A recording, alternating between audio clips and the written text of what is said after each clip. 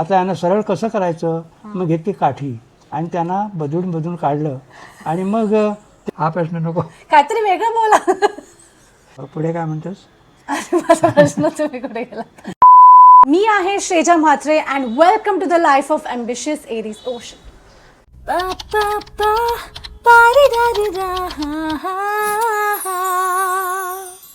आज एक खूप इम्पॉर्टंट व्यक्ती येणार आहे. He is the most important person in my life, in my family. He is a superstar of my family.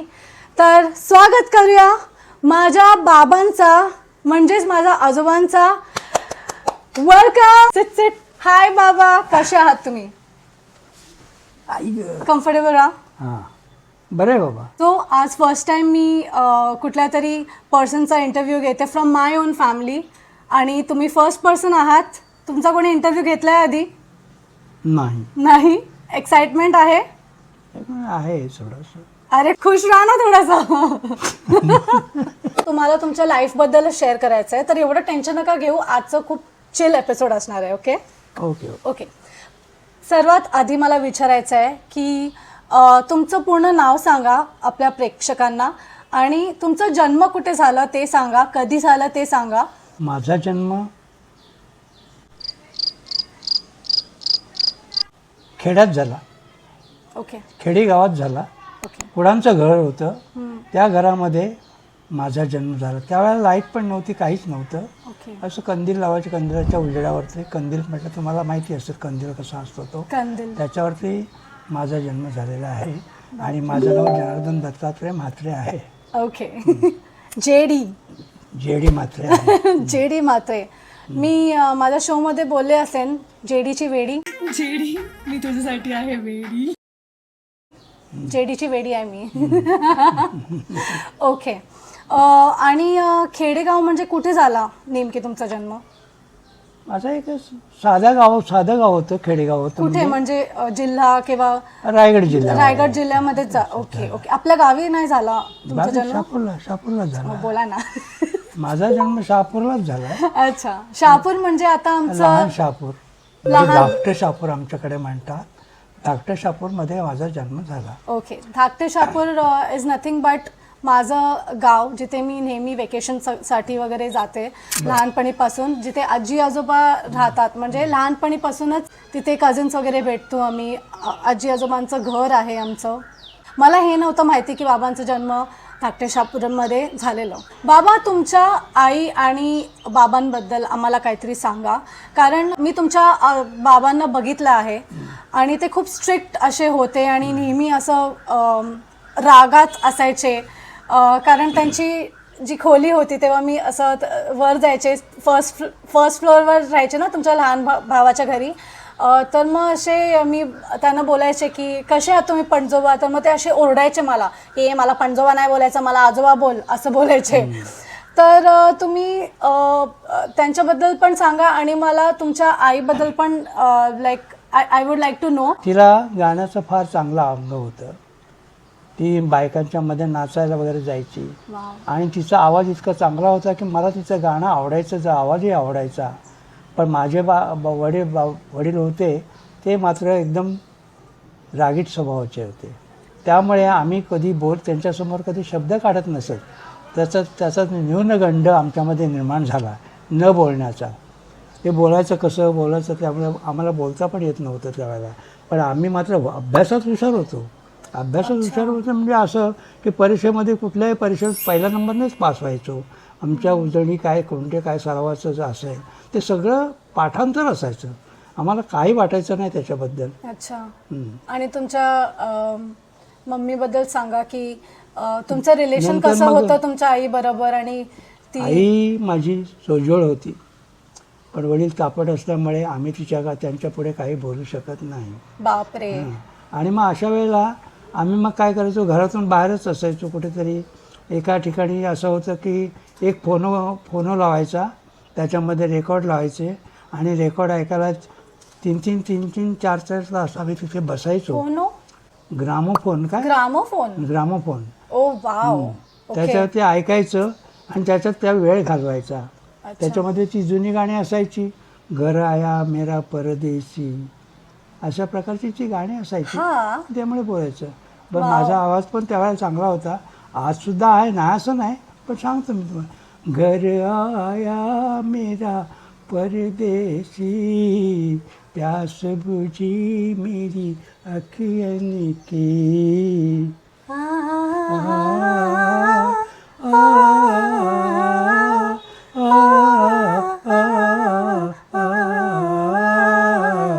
वा वा. तर तुम्ही पकडून 4 भावंड, राईट? तर मग तुमच्या तिन्ही भावंडांमधून कोणालाच म्हणजे गाण्यासाठी म्हणजे आवड वगैरे नाही, नाही गाण्याची निर्माण आवड झाली? कोणाला नव्हती एवढी. अच्छा. पण काय माहिती आहे, जे प्रत्येकाचं ते अंग असतं, बरोबर. तर त्यांना बाकीच्यांना काय अंग न, पण बाकीच्या याच्यामध्ये अभ्यासात ते हुशारच होते. Wow. माझ्याप्रमाणेच होते ते. We got the me lucky जसा gene. होतो तसं ते असायचे, पण गाण्याचं अंग फक्त मलाच होतं. आणि त्यामुळे माझ्या वडिलांनी काय केलं, एक पेटी होती लहानशी, चपटी पेटी, त्याच्यामध्ये ते श्री जगदीशा दीन दयाळा हे गाणं वाजवायचं. आम्ही जाऊन बाजूला बसायचं, एक थर दाबायचा पी, दुसरा थर दाबायचा पी, असं करत बसायचो. आणि त्यामुळे आम्हाला ती सवय लागली, ती गाण्याचं कसं अंग असतं आणि गाणं कसं करायचं हे आम्ही शिकलो त्याच्यापासून. अरे वा. पण वडिलांपासून नाही, पण वडिलांचे एक प्रकारचं त्यांचं ते आवाज होतं, त्याप्रमाणे आम्ही शिकलो त्या. Okay. आणि मग ती आवडच निर्माण झाली की अजूनपर्यंत असं वाटतं की गाणं जर माझ्या घशातलं गेलं तर मला काय वाटेल, की खूप वाईट वाटेल. बाबा मला पण सेम वाटतं. आलो सर्व सोडून मी शेतीवाडी, दोस्तांना जोडीला या बुडक्याच्या गाडीला, नवा रंग येईल गुलाबी साडीला, ओ सांगा या वेडीला. है ना? म्हणून म्हणतो माझा आवाज जो आहे त्या घशामध्ये जर काय झालं किंवा घशाला काय झालं तर मला ते आवडणार नाही. सगळ्या सिंगर्सना असंच असंच वाटतं, वाटतं. ज्यांना सिंगिंग आणि सूर किंवा ताल ज्याची आतूनच एक क्षमता असते प्रत्येक माणसाची, आणि ती टचवूड आपल्यामध्ये आहे. आय डोंट नो कसं देवाची देण, बट खरंच म्हणजे माझा पण जर माझे सूर इकडे तिकडे झाले की मग मला असं वाटतं की नाही नाही नाही, म्हणजे अपमान असं झालेलं असं वाटतं. अनुभव खूप सांगता येतील. हायस्कूलला जायचो, 3 तास चालत जायचं, ते पण अनवाणी, पायात चप्पल नाही, बापरे. असं वरून पायातून तसंच जायचं आणि यायचं. कारण त्यावेळची परिस्थिती म्हणजे गरिबीची परिस्थिती. बरोबर. वडील सर्व्हिसला जायचे, पण त्याच्यातून काय उत्पन्न तितकं मिळत नसते, पण त्याच्यातून आम्ही भागवायचं, आई वडील भागवायचे कसे. एक दिवशी काय आलं, तांदूळ संपले. तांदूळ संपल्यानंतर भात खाण्याची सवय झालेली आम्हाला अलिबागकरांना, त्यामुळे कालवण आणि भात हे महत्त्वाचं अन्न होतं आमचं. पण त्यावेळेला तांदूळ नव्हते घरात, तांदूळ नाहीत घरात, मग काय केलं, बाकीचं काहीच नव्हतं. त्याच्यामुळे मग आईने काय केलं, आमच्या काहीच जेवणच केलं नाही. जेवण केल्यानंतर मग काय केलं, तिला पैसे नेहमीप्रमाणे दिल्याप्रमाणे तिने मच्छी वगैरे आणली, मच्छी करून ठेवली तिने. आणि आम्ही शाळेतून आलो, शाळेतून आम्हाला जेवायला नाही, आणि वडील होतेच घरात. मच्छी होती पण मच्छी होती पण भात वगैरे काही नव्हतं, चपातीसुद्धा नव्हती, काहीच नव्हतं. पण काय रे काय झालं, जेवण नाही केलं, मग सांगता येत नाही का, असे ओरडल्याबरोबर आम्ही काही बोललो नाही. मग आईला ओरडले, तुला सांगता येत नाही. त्यांचं भांडण झालं होतं, त्यामुळे त्यांनी ती काही बोलू शकली नाही. आणि मग आम्हाला 1 4 आणे दिले, 2 पाव 2-3 पाव आणले आम्ही, आणि त्याच्याबरोबर खाऊन आम्ही शाळेत गेलो. बापरे. अच्छा, शाळेबद्दल आपण बोलत होतो, तर मला माहिती आहे की तुम्ही नेहमी पहिला नंबर काढायचा. हो. आणि ती एक स्टोरी पण आहे की तुम्ही कसे शाळेमध्ये असताना अभ्यास करायचात. आणि आमचे ग्रँडफादर एवढे म्हणजे स्मार्ट आहेत, आत्तासुद्धा ते न्यूजपेपरशिवाय जगू नाही शकत. नेहमी सकाळी ते संध्याकाळी न्यूजपेपर वाचत असतात, कोडे सॉल्व्ह करत असतात. सो ते मला विचारायचं होतं की जो अभ्यासामध्ये जे प्रेम आहे ते आमच्या जनरेशनमध्ये तर जास्त कोणाला आहे नाही, तरी पण डॉक्टर्स वगैरे आहेत माझ्या जनरेशनमध्ये, पण मला आणि माझ्या सिस्टरमध्ये एवढं निर्माण नाही झालं. पण आमचे आजोबा, त्यांना जे प्रेम आहे ना, नेहमी पहिला रँक काढणार. तर तुम्ही कसे अभ्यास करायचात आणि का तुम्हाला असं वाटायचं की अभ्यास केला पाहिजे तुम्ही त्यावेळेला? तसं पाहिलं तर अभ्यासाच्या बाबतीत जर बघितलं ना हां. तर रात्रीचे 12पर्यंत 12ला रात्रपाळीचा माणूस यायचा हम्म. आणि मग तो मी उठणार, मला उठवणार तो. एक minute sorry to cut you off, पण मला सांगा की हे तुम्ही मला नेहमी सांगितलंय की मुंबईमध्ये मधला किस्सा आहे. मला सुद्धा माहिती नाही की तुम्ही ते ट्रान्झिशन कसं झालं, की कधी तुम्ही गावातून मुंबईला गेलात आणि मुंबईवरून नाही. परत गावी कधी आलात, हे माझ्या डोक्यामध्ये क्लिअर नाही. मुंबईमध्ये तुम्ही कुठे राहायचात आणि ती खोली का विकली गेली? कारण आता ते जर नको, असती ते नको, ते नको. नाही, I really want to know की मुंबईतली खोली मुंबईला कुठे होती. होती एक्झॅक्टली? ती होती वळीला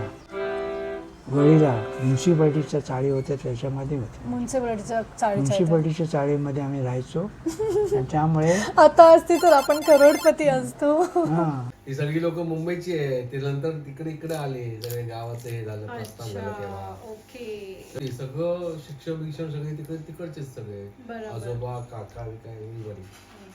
माझा दाखला आहे माझ्याकडे प्रभादेवी. तुम्ही प्रभा देवीला झालात ना बाबा? तुम्ही कुठे झालात? अजून तुम्हाला मला वाटतं काय गावी झालेला. गावात झालं. गावात झालं मुंबईला. त्यामुळे माझा जन्म जरी झाला असला तिकडे हां. तरी आम्ही राहणारे कुठे तिकडे मुंबईलाच राहत मुंबईला. होतो. वडील सर्व्हिसला होते. कधी राहायला गेलात तुम्ही मुंबईला? जवळजवळ मग अगदी लहानपणापासूनच.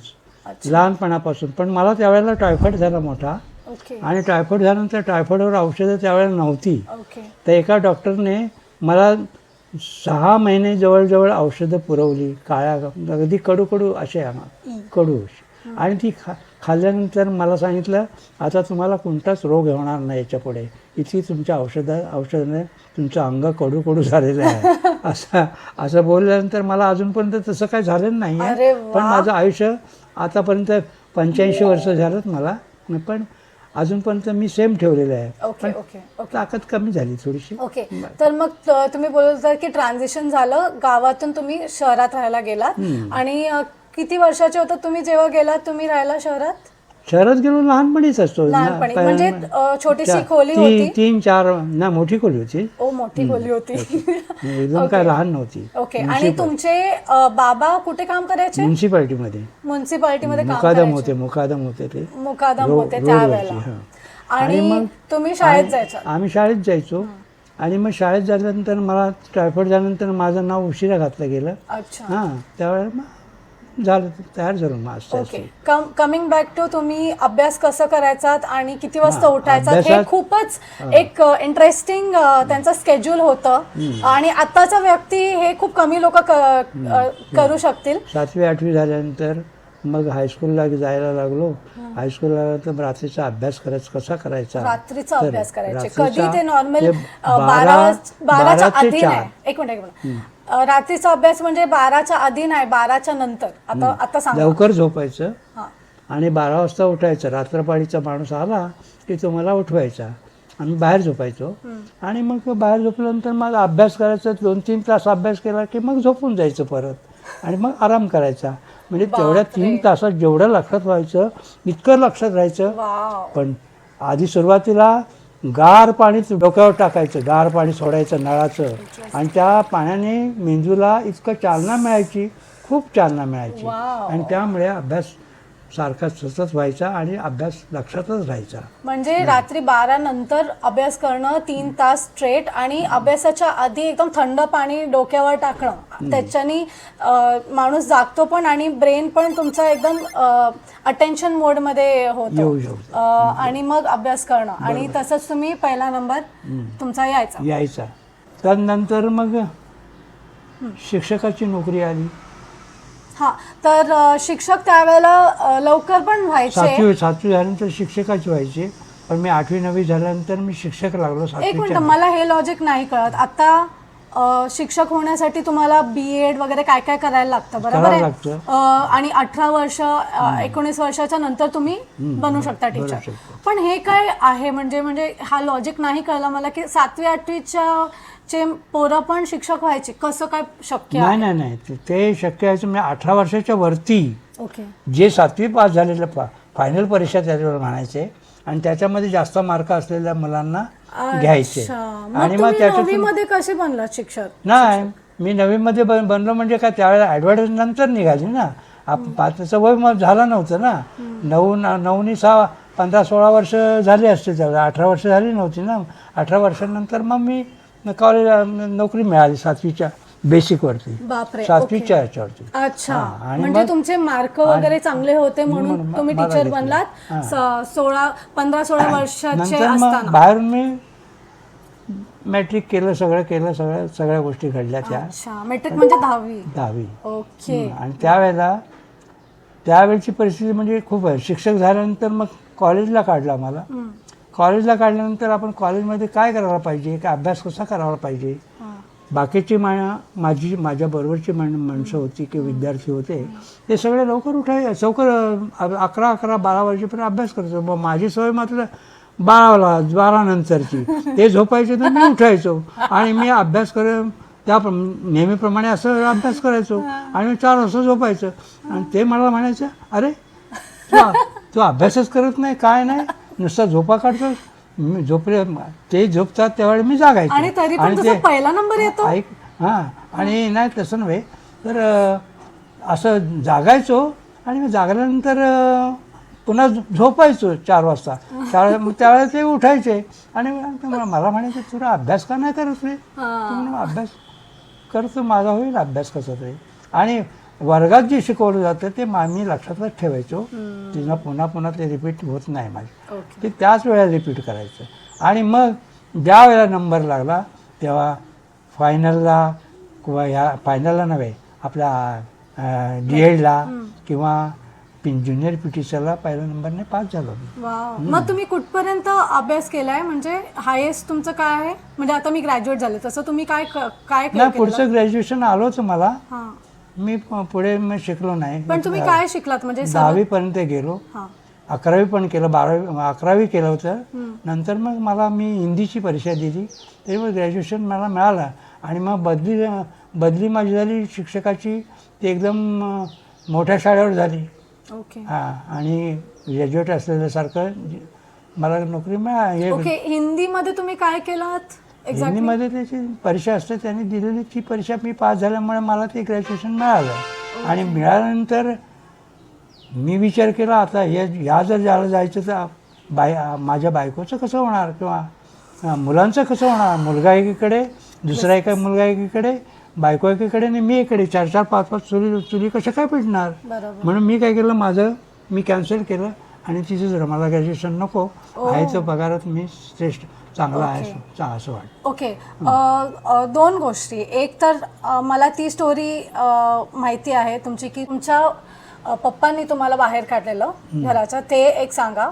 आणि दुसरी गोष्ट तर तुम्हाला एक क्लास दिलेला सांभाळायला, मस्तिखोर किड्सचा, पोरांचा, तर त्याच्याबद्दल काहीतरी सांगा. आलो, शाळेवर हजर झालो. शाळेवर हजर झाल्यानंतर मला दिला 7वीचा वर्ग. 7वीचा वर्ग दिल्यानंतर माझ्यापेक्षा वयाने मोठी असलेली मुलं त्या वर्गात होती, फेल झालेली. आणि मग आता यांना शिकवायचं म्हणजे आता ते अगदी मस्तीखोर खूप होते. मी काय केलं, मग आता यांना सरळ कसं करायचं, मी घेतली काठी आणि त्यांना बदलून काढलं. आणि मग ते सरळ आले. एक 5-6 महिने बघितलं आणि 5-6 महिन्यानंतर मी काय केलं की आता ही काठी मी टाकून देतोय, आता पुढे तुम्हाला मी मारणार नाही, तुम्ही तिथं ऐकायचं माझं. आणि त्याप्रमाणे ती अभ्यासाला मुलं लागली आणि त्याच्यातून 2-3 स्कॉलरशिपला पण आली. हे महत्त्वाचं आहे. Very nice. हां. ओके. मला सांगा की त्या वर्गाचे किड्स जे होते ते तुमच्यापेक्षा मोठे का होते? कारण ते फेल झालेले का भरपूरदा? फेल झालेले नाही, ते मुलं नापास होत व्हायची. फेल झालेले मोठे लोक 7वीला. आता 17 वर्ष 18 वर्ष झालेली. आम्ही 18 वर्षाचे झाल्यानंतर आम्ही शिक्षक लागलो आणि ते 17-18 वर्षाची मुलं म्हणजे आपल्यासारखीच मुलं ना. आणि त्यामुळे असं वाटायचं की माझा वर्ग डोक्यावर घेणार, हे ठरलेलं होतं. पण आम्ही एका वेळेला 2 जण आलो, जसे मामा आणि भाचे असं आमचं नातं होतं एक प्रकारे. पण मला 7वीचा त्याला 2रीचा वर्ग दिला आणि मला 7वीचा वर्ग दिला. अरे आज कसं, अरे बाप, मग मला पण छोटा वर्ग द्यायला पाहिजे होता ना, बरोबर. तर तो छोटा वर्ग न देता 7वीचा दिला. आता कारण 7वीचा त्यांना वर्ग माहिती होतं तुम्ही त्यांना सांभाळाल, सांभाळ म्हणजे सांभाळणं म्हणजे म्हणजे तुम्हाला तुम्ही त्यांना ठीक कराल. ठीक करावं असं वाटलं त्यांना.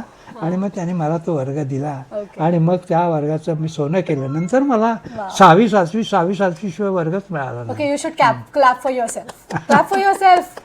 आणि स्वतःला पॅट करा, म्हणजे असं असं असं करा असं स्वतःला. Very good. आणि मग मला बरं वाटलं की अभ्यासात मुलं हुशार झाली आणि त्यामुळे अभ्यास करू लागली. स्कॉलरशिपला मुलं आली तर एकदम मला इतकं बरं वाटलं, खूप बरं वाटलं की माझे विद्यार्थी असे पुढे पुढे जाणार.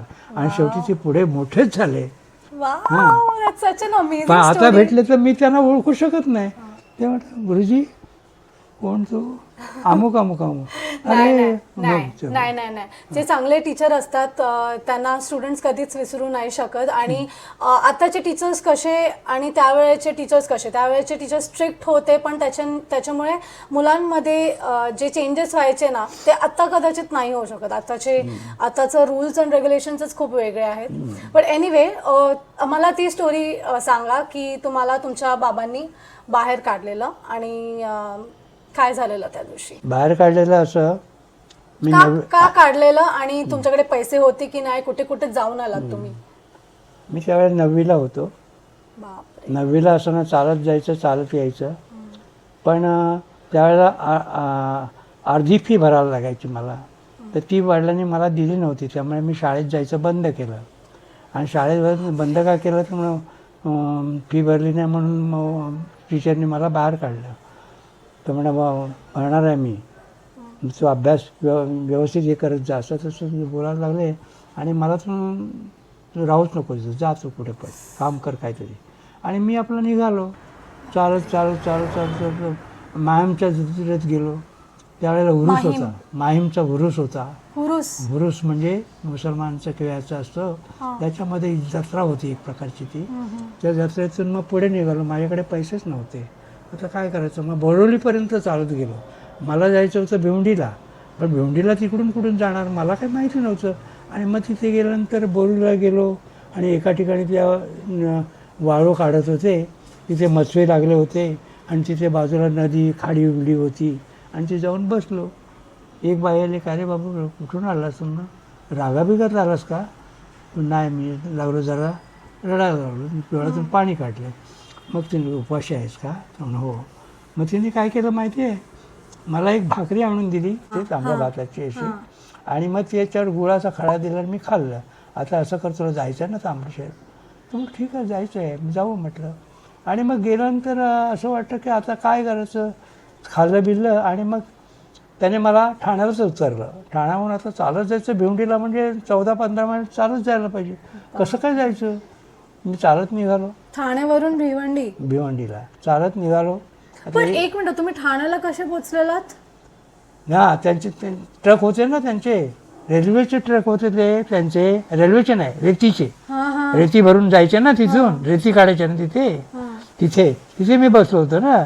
तर तिने म्हणा माझा नवरा ड्रायव्हर आहे ट्रकवरती, त्याच्या गाडीत तुम्हाला बसून देतो आणि मग तुम्हाला ते ठाण्याला सोडतील. तर मग ठीक आहे म्हणे, चालेल म्हटलं. आणि मग तुम्हाला ठाण्याला का जायचं होतं.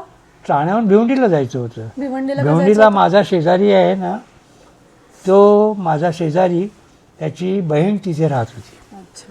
कुठे, त्या शापूरला, कुठल्या ठाणा शापूरला. अच्छा अच्छा, कळलं. हां, त्या ठाणा डिस्ट्रिक्टचा शापूर. हां, त्या शापूरला जायचं. ते पण ठिकाण लांबच होतं. म्हणून मी रात्रीचा प्रवास न करता संध्याकाळपर्यंत पोहोचलो तिथे. आता संध्याकाळी चालत कसं काय निघणार, म्हणून मग काय एस टी स्टँडमध्ये झोपून कोणाला देत नव्हते त्यावेळेला. आणि मग मी आपल्या एखाद्या दुकानाच्या बाजूला जाऊन, दुकानं बंद झाल्यानंतर जाऊन झोपलो.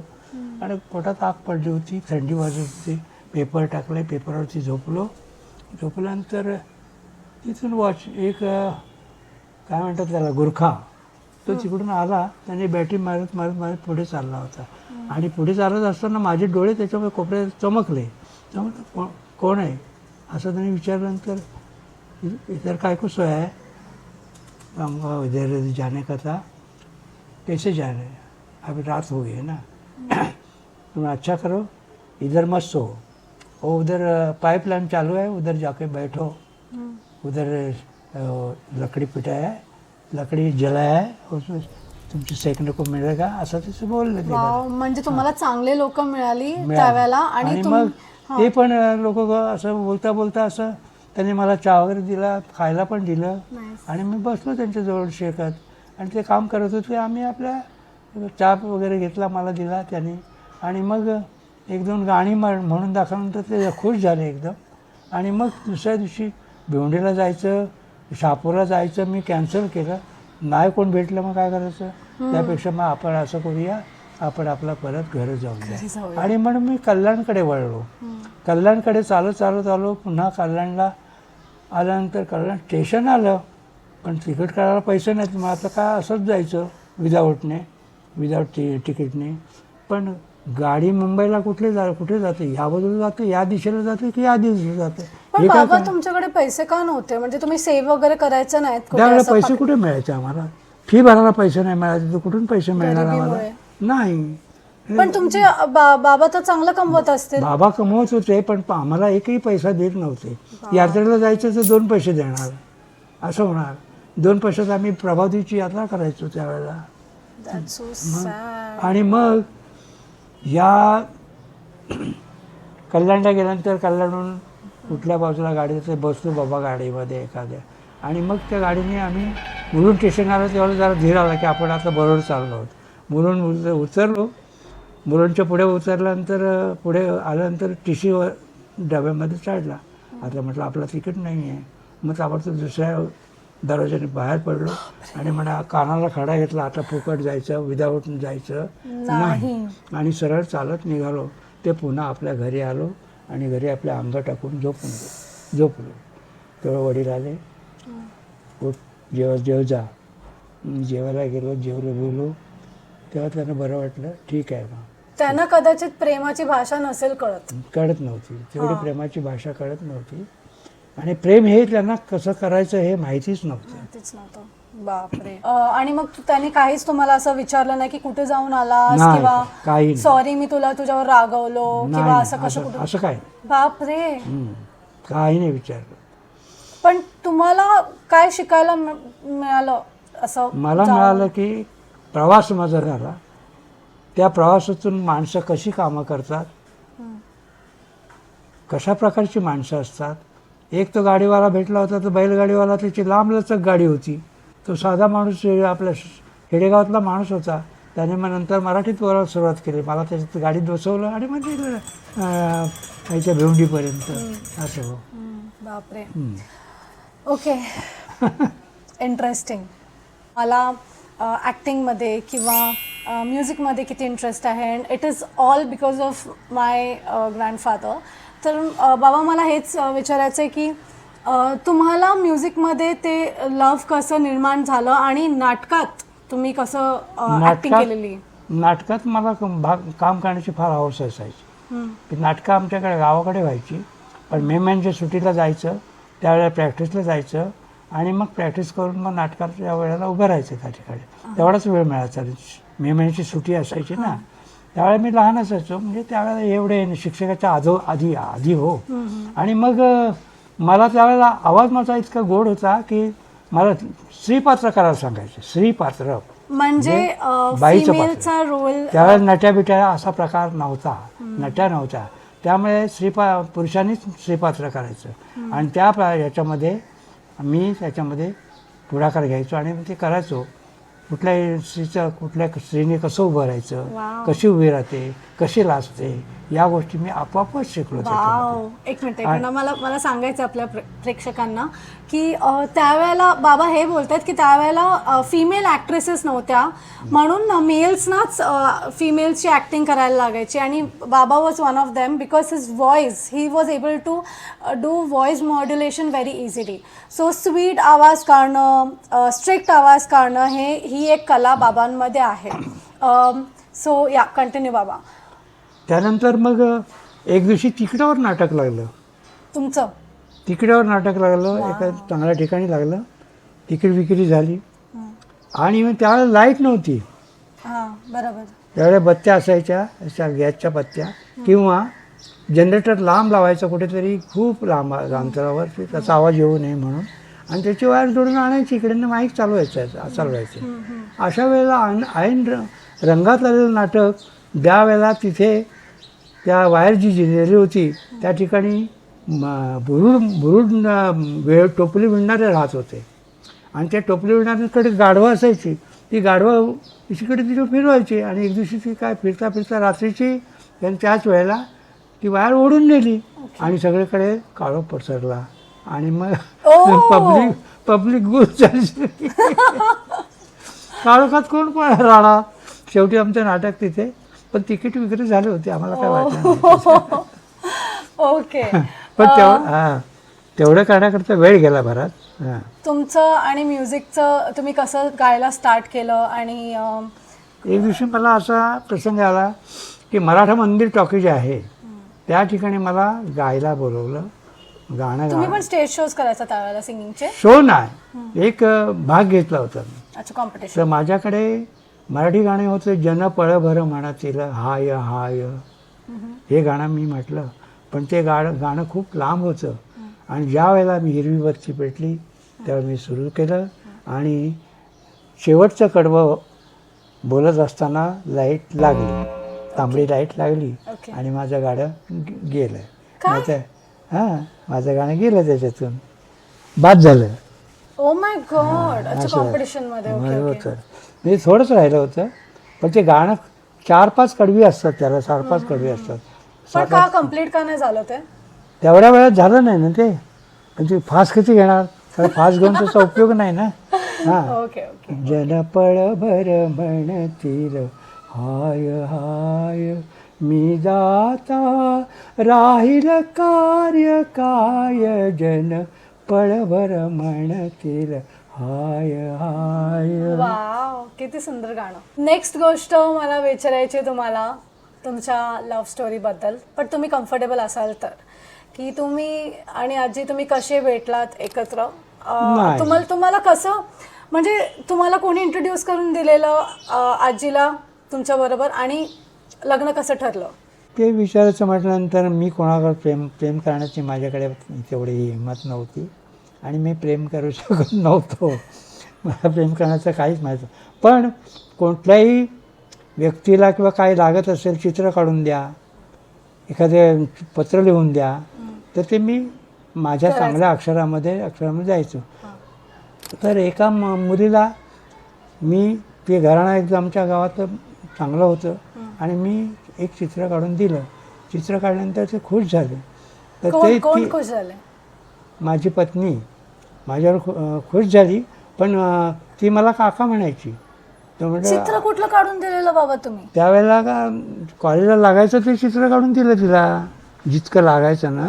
अच्छा, एक चित्र त्याने चित्र कॉलेजमधून सांगितलं होतं ना, ते तिला काढून दिलं मी, रंगवून वगैरे दिलं.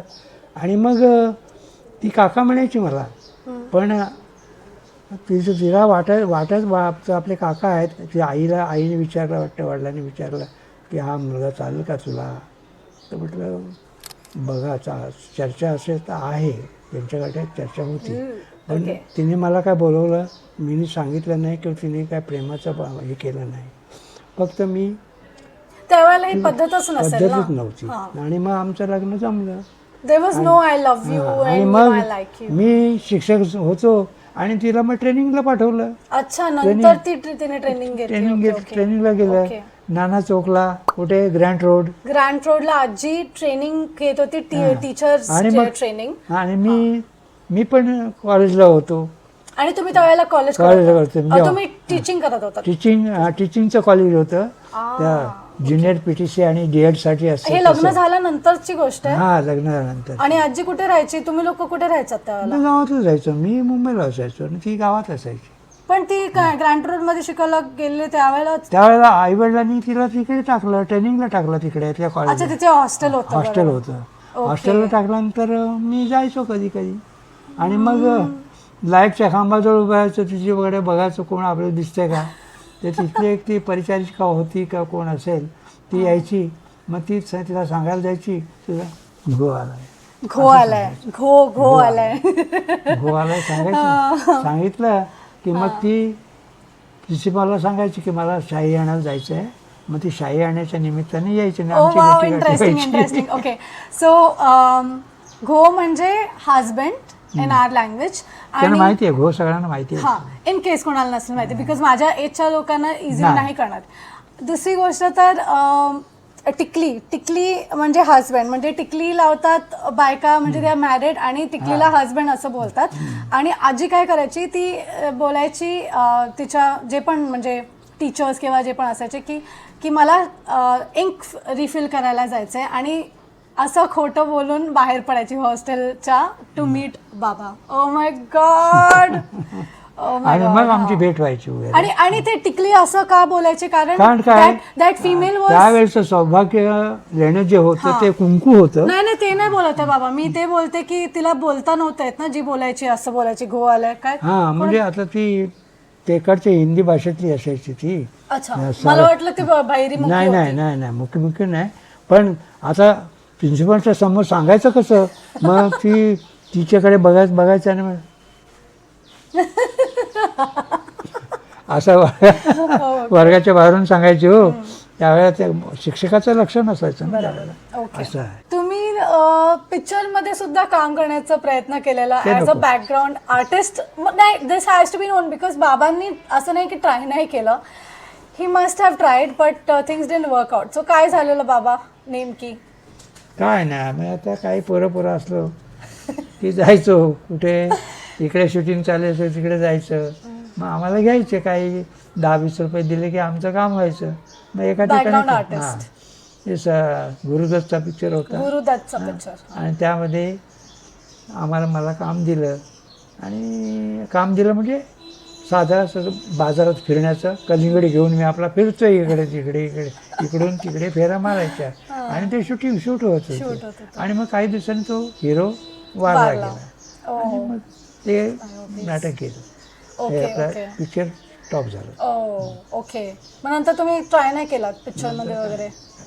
पण तुम्ही करायला हवा होता ना बाबा. नाही तुम्हाला नाही, इच्छा खूप होते, पण ते आपल्याला तेवढं हे पाठबळ नव्हतं कोणाचं. आता पाठबळ असेल वडिलांचं किंवा आईवडचं काय असेल तर आपण पुढे जाऊ शकतो ना. पण ते जर आपल्याला मिळालं नाही तर आपण काही करू शकत नाही ना. बरोबर. त्यावेळेला पैशाची मारामार असायची, गरिबीचे मारामार असायची. बाबा तो किस्सा कुठला आहे ज्याच्यामध्ये मी खूप ऐकलंय पप्पांकडून पण, की गाडी गिफ्ट प्राइज म्हणून देणार होते, कुठला तरी टॉकीजला पिक्चर लागलेला आणि प्राइज मनी असं गाडी होती आणि खूप खून वून झालेला त्यावेळेला. हा किस्सा मी ऐकलाय ते तुमच्याकडून. मला ते मराठा मंदिरला मोगले आझम पिक्चर लागला. मोगले आझम म्हणजे नवीन लागलेला असं, नवीन. आता जस्ट असा रिलीज झालाय. ओ आणि मग त्यावेळेला जो पहिला तिकीट काढील, तिकीट पण एवढं मोठं होतं जवळ. अच्छा. तर जो पहिला लागेल त्याला मोटरसायकल किंवा म्हणा काहीतरी असं ठेवलं होतं. तर ती लोकांची खूप गर्दी ना, त्याच्यातून दादागिरीवाले हे करायचं, त्यांच्यापैकी कोणतरी गेलं आणि त्यांना ते मिळालं असेल. त्याला आपण कसं आपण जाऊ शकत नाही. बाप रे, काय क्रेज असेल त्यावेळेला. पण त्यावेळेला काय असं की मला एक तिकीट एकाने तिकीट दिलं आणि मी पिक्चर बघायला गेलो. नाही, आतमध्ये शिरलो, सगळीकडे आरसे लावलेले. अरे माणसं इकडे पण बसले तिकडे पण बसलेले, पण मध्ये गावची काच. मी आपला पाय टाकायला गेलो तर तो काच आहे समोर. काच आहे बघ, आता हे चित्र तिकडे दिसतंय, पलीकडे दिसतंय. हां, काच होतं ना, त्या आरशासारख्या काचा होत्या. हां, आणि मग चॉकेटमध्ये गेल्यानंतर जसं आपण त्याच्या मधुबाराचं काम बघितलं ना, त्यावेळेला त्याच्या आरसे जे लावलेले आहेत तशा प्रकारचं तिथे त्याच्यामध्ये वरती होतं. आरसे बिरसे लावले छोटे छोटे असे. तुम्ही गावी कधी गेलात मग? नंतर मग गावाकडेच गेलो. कधी तुम्ही आणि आजीने कधी विचार केला की आता गावी जायला हवं? गावी गेलो आणि मग तिथेच शिक्षण घेतलं, तिकडेच शिकलो. कधी गेलात तुम्ही? म्हणजे कोण झालेलं? शिक्षक झाल्यानंतर मग तिकडे गेलो ना मी. पप्पा झालेले त्यावेळेला? पप्पा नाही, त्याला पप्पा नव्हते. अच्छा, म्हणजे खूप यंगपणे तुम्ही गावी गेलात शहापूरमध्ये घर आणि मग लग्न झाल्यानंतर मग शिक्षक म्हणून तिकडे रोहाकडे तिकडे लागलो. अच्छा, ओके ओके ओके, रोहाकडे. ओके. आणि मग रोह्यानंतर कुठे होतं तुमचं? नंतर मग पेणला आलो. पेणला. पेणवरून परत माणगावला गेलो. माणगावून परत अलिबागला आलो. अलिबाग. अशा प्रकारचे. आणि तिथे कधी होता तुम्ही? कुठे? तिथे ते श्रीवर्धनला कधी? ते एक 64 साली होते. बापरे, कुठे कुठे तुम्ही गेलात? तुम्ही आणि आजी दोघांचे पण शिफ्ट? नाही मी एकटाच होतो. अच्छा, तुम्ही एकटे होतात. मग आजीचं कुठे व्हायचं शिफ्टिंग, की शापूरलाच होती आजी? आजी काय अलिबागकडे होती किंवा कुठे अलिबागला होती, मुरुडला होती. मग तुम्ही अपडाऊन कसे करायचात? नाही ती त्या वडिलांच्या बरोबर राहायची त्यावेळेला. ओ, त्यावेळेला म्हणजे लग्न नव्हतं झालेलं. अच्छा, तेव्हाचे. ओके. लग्न झाल्यानंतर कसं होतं मग? नंतर मग माझ्याबरोबरच राहिला. मग कुठे कुठे गेलात तुम्ही, म्हणजे शापूरला आल्यानंतर? नंतर मग कांद्र्याला होतं, सगळीकडे होते सगळे. बापरे, म्हणजे प्रत्येक 1-2 वर्षी तुम्ही शिफ्टिंग करत Shifting होतात. करत. आणि मग शापूरला कधी फायनली आलात? शापूरला आलो मग जवळजवळ 22 ते 40 वर्ष, 30 काय 40 वर्षांनी आलो जवळ. नाही 30 नाही, 20 काय 22 ते 20 वर्षांनी आलो मी. ओके. हा प्रश्न माझा आहे, कारण मला खरंच आय वॉन्टेड टू नो की जेव्हा मी शोमध्ये गेलेले तेव्हा तुम्ही जेव्हा शो बघितलात किंवा मला टी व्हीवर बघितलात तर तुम्हाला कसं वाटलं, आणि मी शोमध्ये होते तेव्हा कसं वाटलं?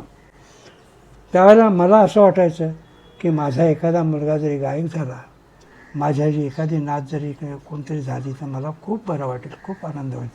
तर टी व्हीवर दिसतात हे मला महत्त्वाचं वाटलं. तर टी व्हीवर का आली आणि लोक ती बघतायत, लोकांना कळलं की अमक्याची नात आहे, तेव्हा त्यांना वाटलं की म्हणजे प्रत्येकाने माझं स्वागत हे केलं, म्हणजे अभिनंदन केलं. तुम्हाला बरं वाटतं? बरं वाटलं. आणि त्यावेळेला जर माझी आजी तुझी माझी पत्नी असती तर तिला इतकं बरं वाटलं असतं, खूप बरं. ती माझ्यापेक्षा हुशार होती, बोलकी होती.